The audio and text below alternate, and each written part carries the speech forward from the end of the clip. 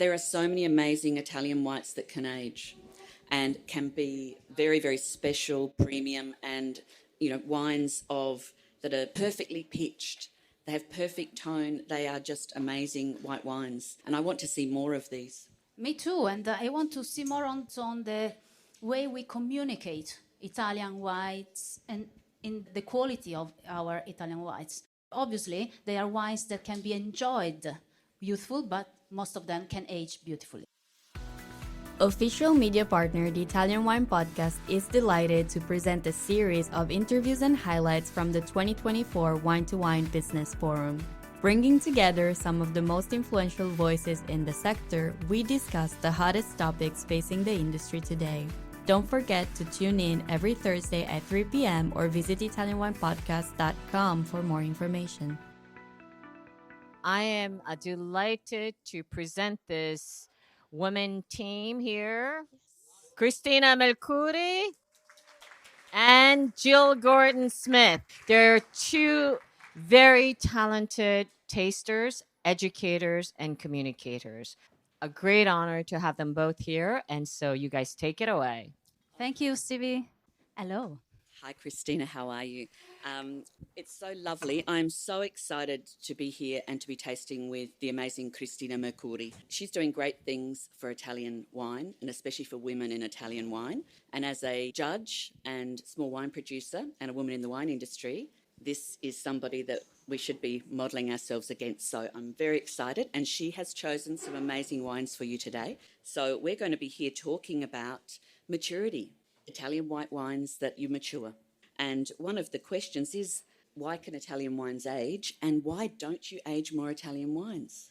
This is a good question. That's why also I decided to choose the wines we are going to taste. As a tradition, Italian reds rules with in terms of maturity. So everybody believes, also in Italy, and not only abroad, that red wines from Italy can age well. And we have this historical tradition that is connected with the most important and classic region of Italy. So which is your favorite classic region of Italy, for instance?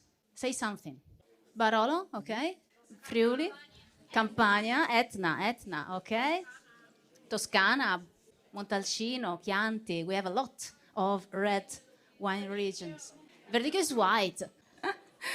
Okay, so the reputation of Italian wines is mostly based on red wines, but actually consumer trends are demonstrating that people enjoy more and more drinking white wines. So if you consider the numbers of last year and this year, you see exactly that there is an overall contraction in consumptions. But then you also focus on the proportion between reds and whites and sparkling and rosé, etc. And you see there is a rising star that is the white wine consumption. So I think that we can focus more on white wines. And when we focus on a style, a specific style, we have to talk about quality, we have to talk about commercial appeal, and sometimes also about origin overall. So we know already iconic white wines. And what are some of the iconic white wines of the world that you like to drink? Burgundy? Riesling? White Rhone? That's right. But other wines outside of Italy? Alsace? Yes. Oh. Okay, so I'll just confess I'm from McLaren Vale in South Australia. So Hunter Valley Semillon, absolutely. We don't have a lot of other great whites in Australia, but that's probably the great white that everybody knows the most, apart from the ones that are swimming in the ocean. It's a shame that it's not very easy to find it in Italy. It's very hard. Oh, really? No. But we were talking about what these great whites have in common and some of the characteristics. I know a lot of you have done WSET, and Cristina and I both teach WSET, but we don't normally talk about wines that way. But when we're looking at it, using it as a tool or as a structure, it really helps people to understand why white wines age and about the structure. So what do they have in common? Usually we measure the concentration, so the nature of the fruit, how much is the density of the fruit in the palate, so the concentration, the precision of the fruit. We understand acidity, so we know that structural elements such as acidity is important, is relevant to have wines that can age beautifully in bottle. And then we have the alcohol as well, but it's not only alone as a sign. sometimes also 12.5 or 11 or even 9% ABV can be a white wine that aged beautifully. Just think about Mosel, no? And we talk about residual sugar as well. We talk about the layered structure that you find in the palate. So all these elements can let you understand how much is the potential of these white wines. In some case, oak can have an influence, but it's not only this case. So it's something that is natural factors such as the grape itself, but also the winemaking is sometimes a tool, no? The use of oak, the use of lees. But also where those grapes are grown. So if you're thinking, Italian whites are perfectly poised to surprise and delight. So I'd really like you to give us some examples of Italian grapes that you think could age really well. The Verdicchio over there, yes. Garganega, Fiano, Gavi, Cortese, Aranese, Greco. Absolutely, Greco. Okay. So why in the restaurants you always find only the very new vintages? Why many consumers are now always looking for the new release? Oh no, last year, why no, I don't like to drink it. Is it something that is happening, no? So in your opinion, which is the reason why? Say it again. Culture, yes. Absolutely. Yes. The reputation of Italian white wines in the history, in the tradition, is about wine of production, so of quantity. So sometimes also the technology, as you said, was not perfect to produce high quality wine, not everywhere, of course.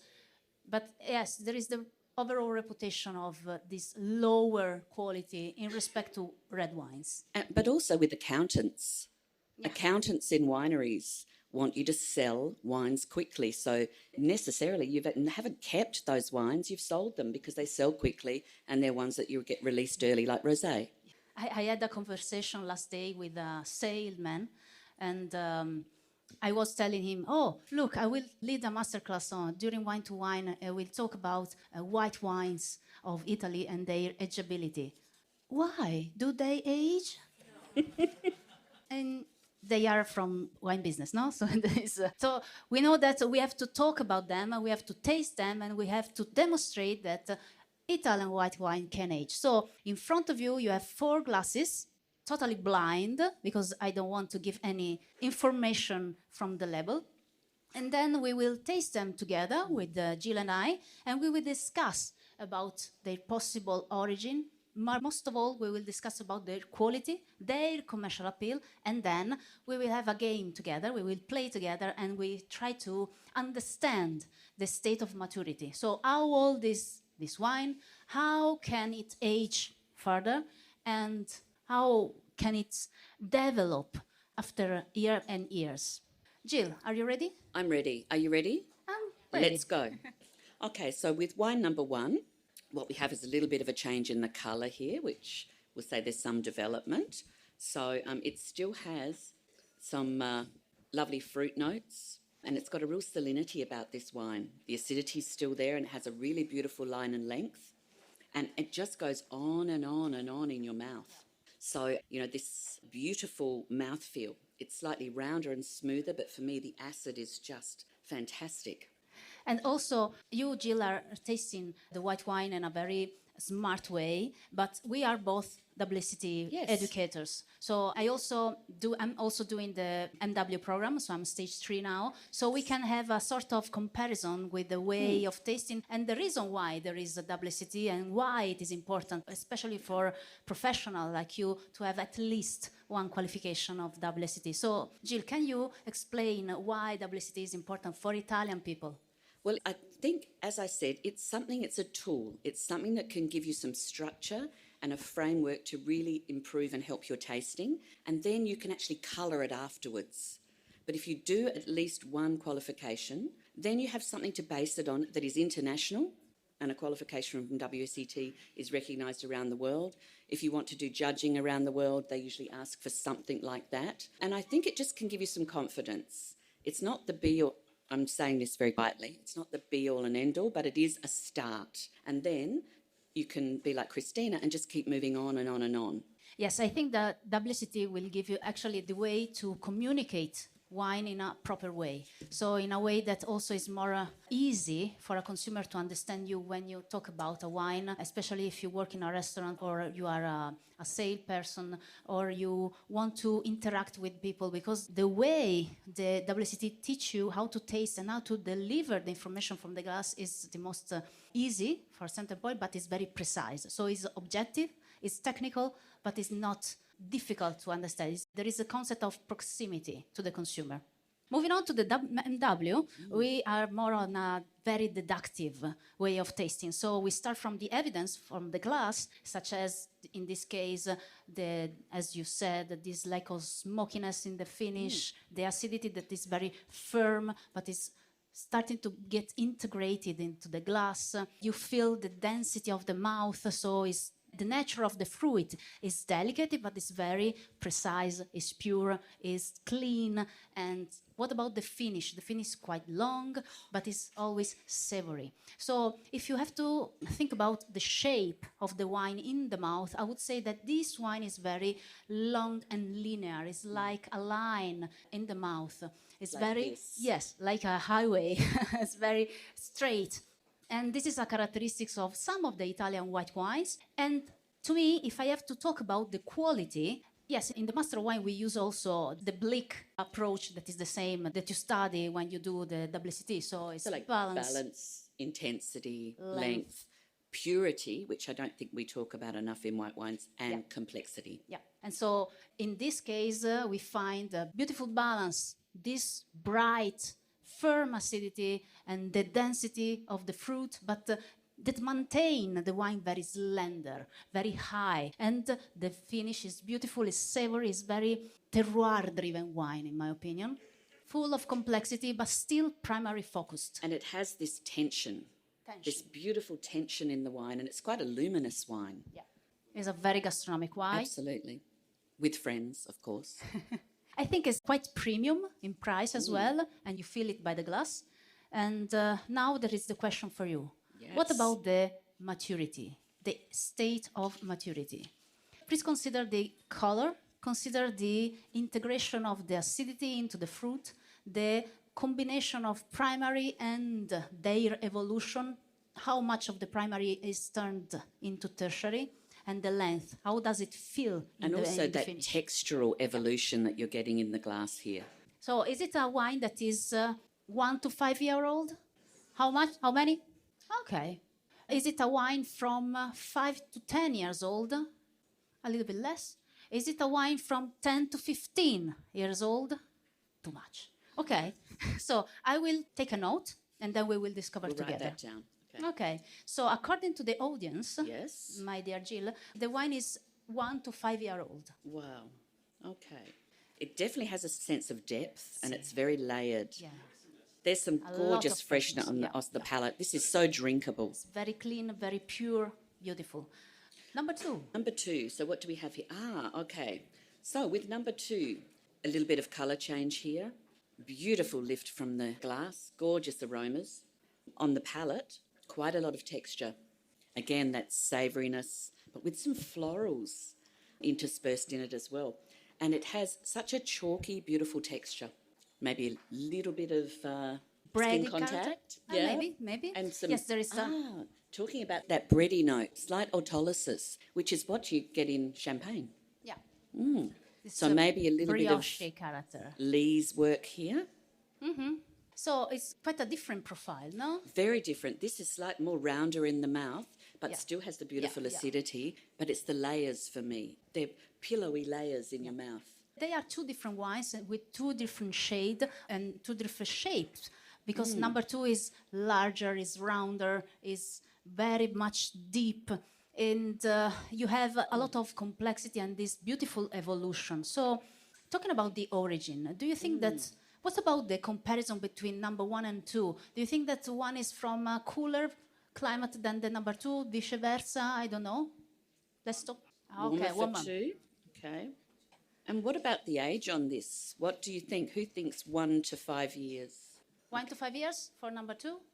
Okay. 5 to 10? Okay. 10 to 15? 15 to 20? Okay, so 5 to 10. 5 to 10. Okay. Beautiful. Christina, Yes. talk about wine number 3. Okay, yes. So, number 3, you see that the color is getting gold, and this is probably a sign of age, because as long as the wine age in the bottle, the change of the color is evident.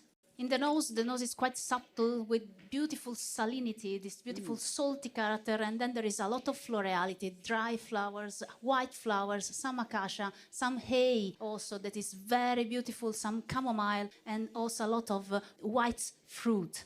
And a little bit of nuts, just slightly roasted nuts. Yeah, a little bit. Macadamia, yes. And I think this is starting to get this slightly tertiary, beautiful, tertiary nutty evolution in the nose. Let's try to taste it. It's very spicy in the mouth. Beautiful, warm spice.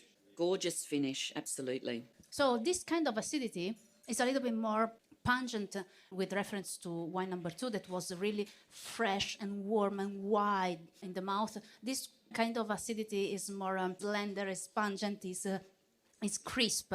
But on the other side, you still have this lot of weight, the fruit weight. A lot of fruit weight in the mouth, and it's it coats your mouth at the end. So it's sort of like it's round on your mouth, and then you have this beautiful acidity coming through. Yes, and again, the finish has this bready character from probably Lee's aging, yes. And what about the commercial appeal of this one? Again, it's a very gastronomic wine. It's probably a serious wine with a lot of layers of interest, with lots of maturity also in the mouth. You can feel how all the elements are integrated. So it's like having a round, it's a bowl in the mouth. Bowl in the mouth. The alcohol is around 14. It's definitely that spicy warmth that you're getting. Not in a bad way. No. Yeah. You feel the alcohol, you feel the density, you feel the power of this wine. And I think that fuller, rounded mouthfeel is definitely due to the breakdown of the, manoproteins in the lees. It's had some lees work. So you can feel just like in champagne. You're getting the dead yeast cells. Wine sits on those yeast cells. It protects it from oxidation, but you get this texture. Yeah. And to me, this has just a beautiful nuttiness to it at the finish as well. Again, cool climate, warm climate, moderate climate. What do you feel? Someone is in Sicily, so it's warm Mediterranean. It depends where you are in Sicily. Exactly. So you can be at 900 meters in Etna, and probably there is a lot of sunshine, bright sun, but it's not really, really warm. And you're thinking about with the altitude and with the breakdown of those volcanic soils, this has a smoky ashiness to it. Yep. Yes, altitude can actually give this precision, this definition of fruit.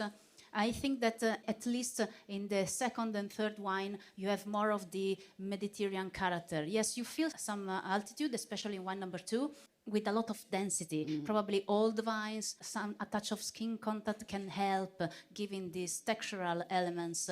But again, all the 3 wines are fermented.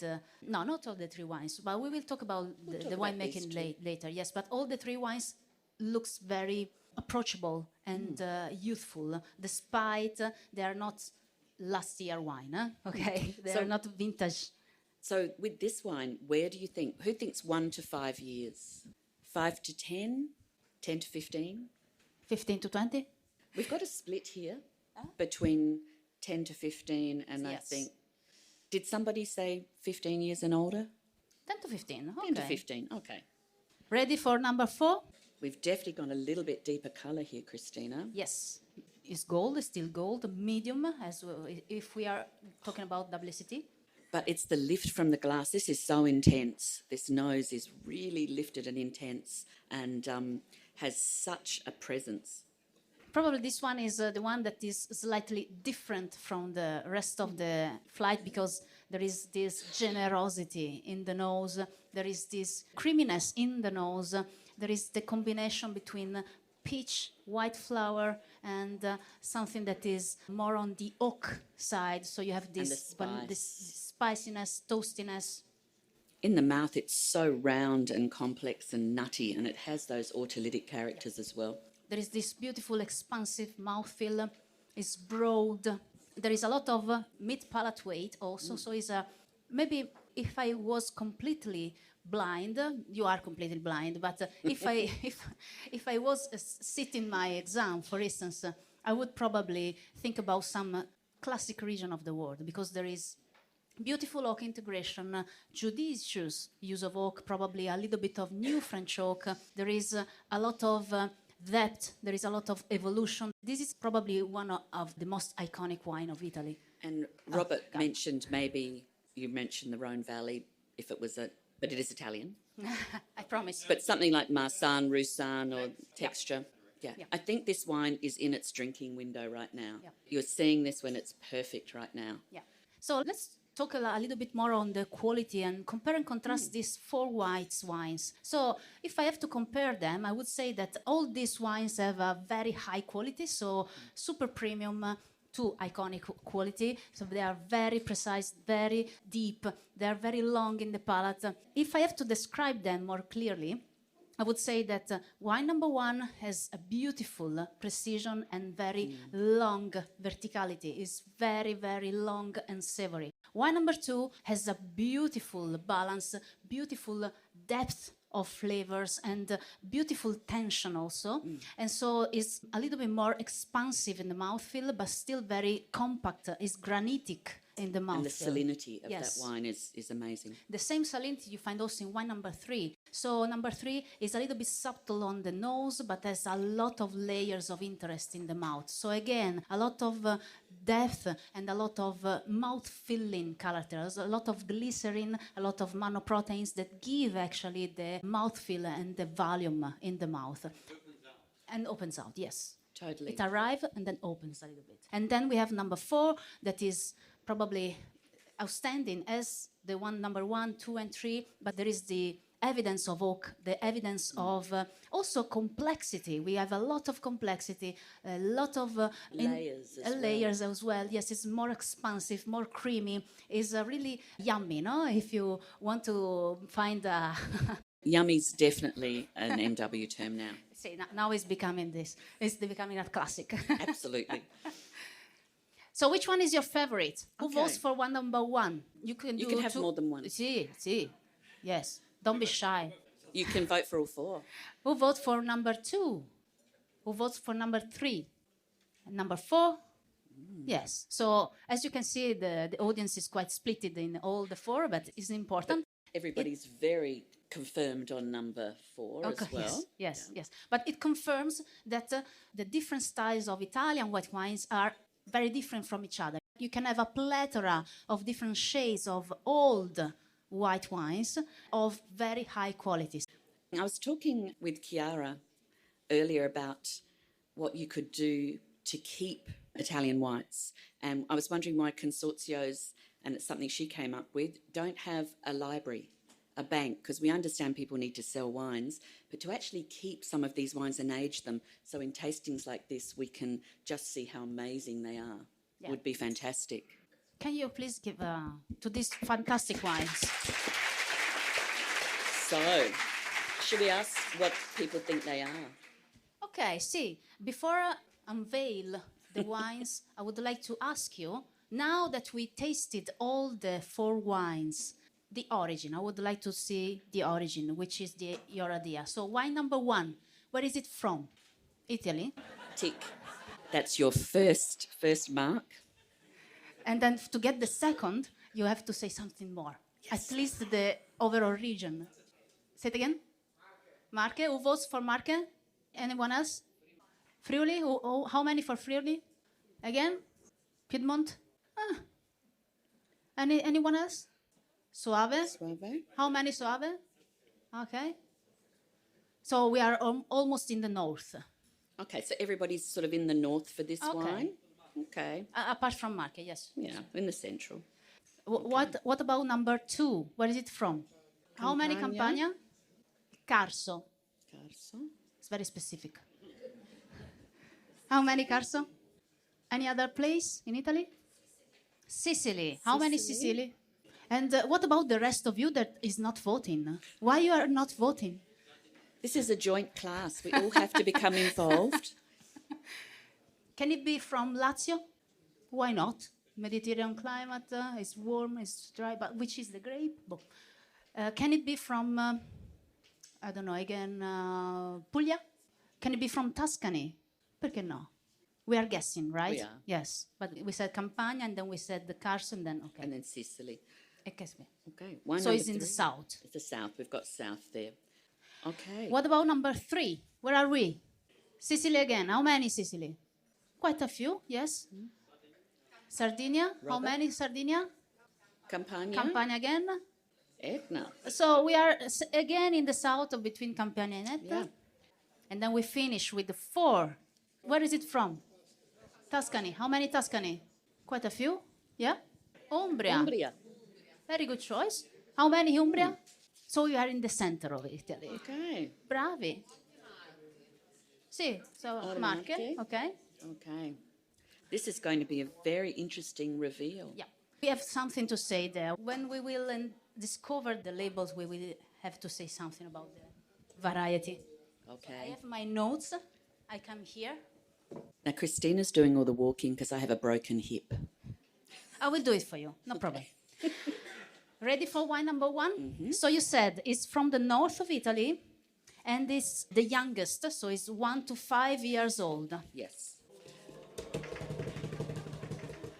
We need a drum roll here. And this wine totally surprised me. Tenuta di Fessina, a Puddara, Etna Bianco, 2015.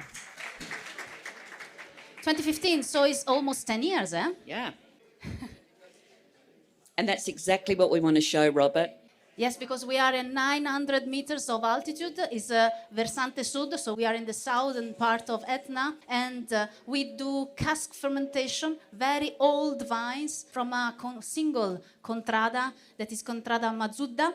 Is 12.5% ABV, and after the fermentation in casks, it spends around 9 months on lees. So it's been released in 2017, 2016, more or less. So it spent a lot of time in bottle after the bottling. But it just shows how beautiful and how using altitude and the right soil and the right place can just make the most amazing wines to age. And for me, I think Etna's just one of the most exciting places for whites. There's plenty of other whites in the south that I love, but this is just pretty special. There's a question? The grapes is Caricante. It's just Caricante, this one. Solo Caricante from Caricante. one single vineyard. Okay. Then we go for number 2. And you said this is from the south of Italy. And this is a wine that has 5 to 10 years. So 5 to 10, no older than 2015, right? Ready? Oh. Erminia di Meo, we are Campania. in Campania. And look at the label, the age is 2004. Wow. Yes. Which is so wonderful. It has 16 years on its lees. Yes. And then 2 years in bottle. Yeah. A fantastic wine. Still fresh. I Still think has Roberto beautiful is line. here. Where's the producer? Yes. He's right here. He's right here.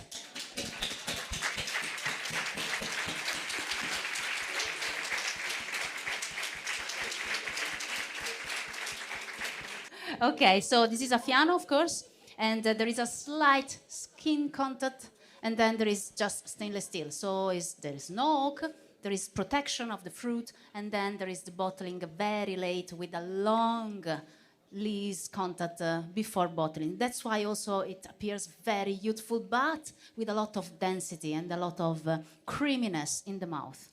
Just beautiful. Yeah. Number 3. So you said it's from south of Italy. Is 10 to 15 years old as well. So this is Broglia. This was amazing. Vecchia annata 2010. So Who Gavin knew? di Gavi. It's just amazing. I've never had a Gavi this old, and it is stunning wine. I really enjoyed this wine. Yeah. It's 9 years on lees. It's 14% ABV, so you have a lot of density. That's why you feel all this concentration and this mouth feel and this weight on the palate.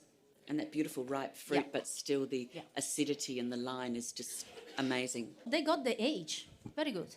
And then, last but not least, you said that this wine is 10 to 15 as well, and this from the center of Italy. This is Batar, Querciabella, 2006. So again, one of the most iconic wines of Italy, we have a blend of Chardonnay and Pinot Blanc. We have the use of new French oak in fermentation and aging, but the aging is around 9 months, so 1 year no more, and then it's all bottle age after bottling. So there is a lot of evolution, but you just don't feel it. You just see it's youthful. And this one is a 2006 vintage. I believe also while we're at it, the Colchabella people are here too. Where are you? Yeah, there you go. There is the Colchabella. Okay. Okay. If I can just say what I think this has shown this tasting, there are so many amazing Italian whites that can age and can be very, very special, premium, and wines that are perfectly pitched.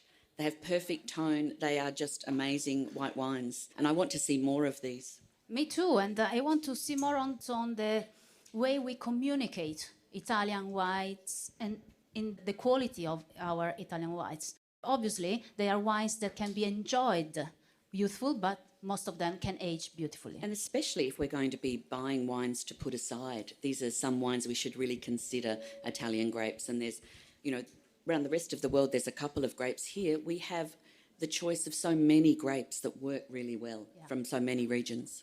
We talked about this, and one issue we said was the fact they may not have room.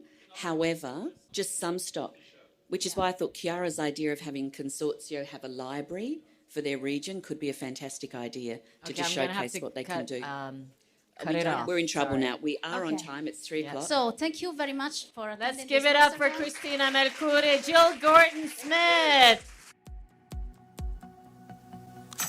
Listen to the Italian Wine Podcast wherever you get your podcasts. We're on SoundCloud, Apple Podcasts, Spotify, Himalaya FM, and more. Don't forget to subscribe and rate the show. If you enjoy listening, please consider donating through ItalianWinePodcast.com. Any amount helps cover equipment, production, and publication costs. Until next time, cin cin.